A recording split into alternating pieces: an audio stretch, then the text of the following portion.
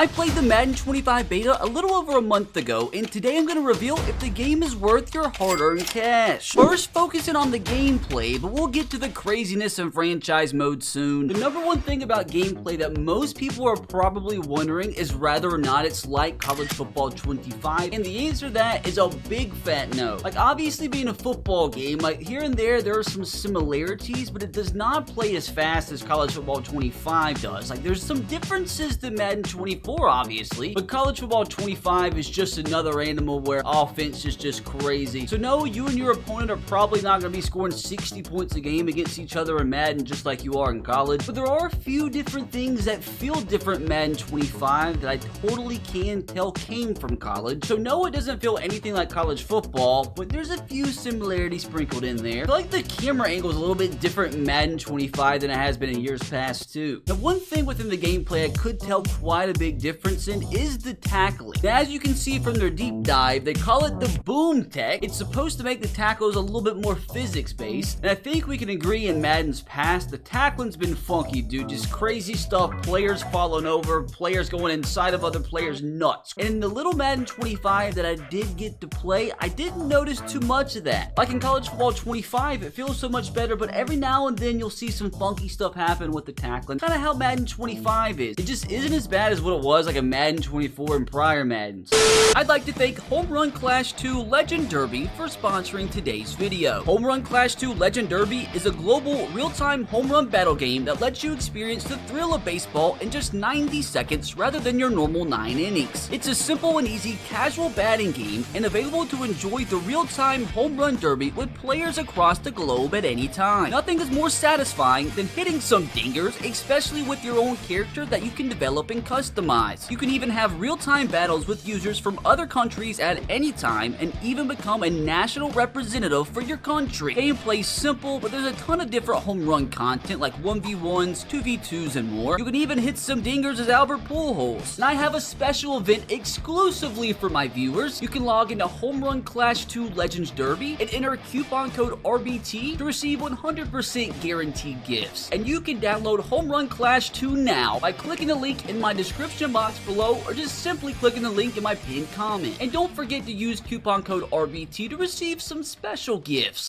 And back to the EA deep dive, they talked a lot about the reloaded hit stick, and that's something I 100% noticed in the game. I'm the kind of guy that spams hit sticks every single play, rather it be a good or bad decision. So in all my hit stick attempts, I definitely could tell a difference. I mean, here they talk about how there's a bunch of different things that go into what happens each and every hit stick. Some ratings that go into it, the angle you hit the player. Timing on the hit stick is more important than ever. Hopefully I can master it so I can improve upon my 20 missed tackles a game average. Now, something unique that I did notice pre-play, which was definitely not the case in the past few Maddens. I don't think it's every quarterback in the game, but definitely the top QBs, you'll notice pre-play, they look just like they do IRL. Jalen Hurts does a little funky squat down before the shotgun snap. And I noticed a lot too that DBs talk a lot in game. Like, there was times I thought I'd get a free shot deep because at the snap the DBs were busy talking. And another thing they did highlight in their initial deep dive was the new catching animations in the game. And that's another thing that as you play it, like, really doesn't like stand out until you get one of those crazy animations. I think there was like 700 or so new catching animations added, and you definitely can tell that and feel that as you play in game. Like, the catches feel smoother, they're not as clunky. I think that's like the main common theme with Madden 25 gameplay. It's not as fast as College Football 25, but it's not as clunky as the past few Maddens. I'm telling you, as you play the game, you'll start to notice these things little by little, especially if you go back and play the old Maddens. Also, I have to say, like, the new kickoff rule in Madden is just really weird, and I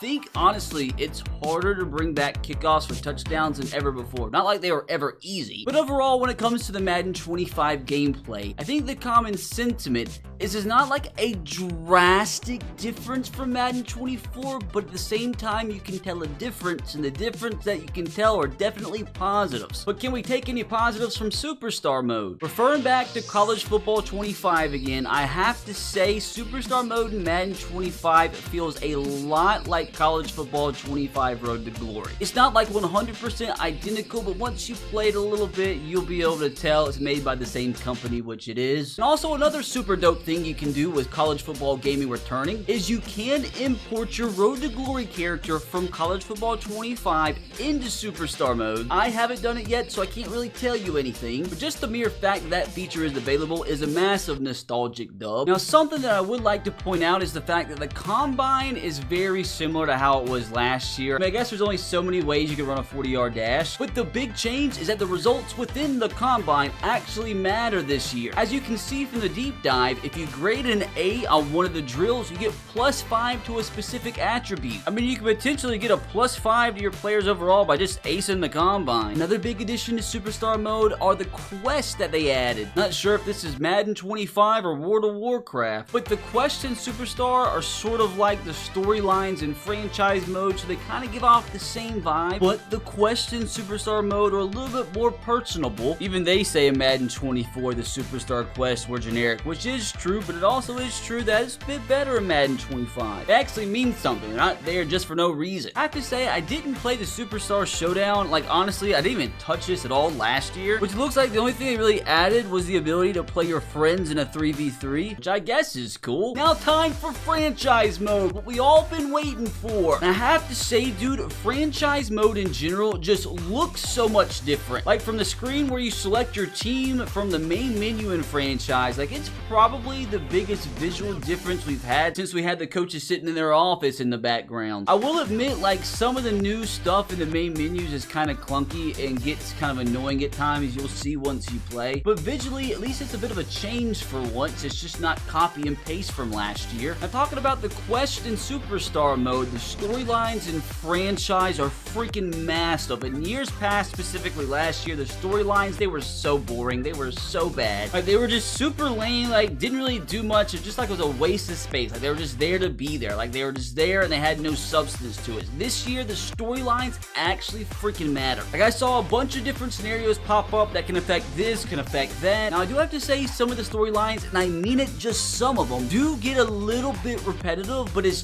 definitely not as bad as last year. It is so much better. I cannot even begin to explain. How mad are you guys going to be when your storyline is your star receiver requesting a trade? Because that can happen. Now, one of the other biggest changes to franchise mode is the NFL draft experience. And I'm just going to let the deep dive show this off. Kind of got a brand new prospect hub, which is actually really nice, sorting through like 40 times and stuff. It really helps on draft night. I can't explain how bad like the prospect hub was in Madden 24. I mean, you have freaking Roger Goodell in the game for like the first time since what, like Madden 16? He comes out at draft night, holds the jersey with the prospects just like they do in real life. You even have your nice little Roger Goodell draft prospect dap up on stage. Roger also appears in the game somewhere else that we'll get to in just a second. The brand new revamped NFL draft is actually super dope. Now, I do have to say as well, Roger Goodell announcing every single pick does get very repetitive, but you can skip it. It's just cool to see the player that you pick walk out on the stage, hold your jersey up. Now, a few more quick notes. I haven't played Team Builder yet, so I can't tell you anything about that. Now, one thing that I did notice, because this is something I harp on every single year, I noticed more new player likeness in this game than probably the last like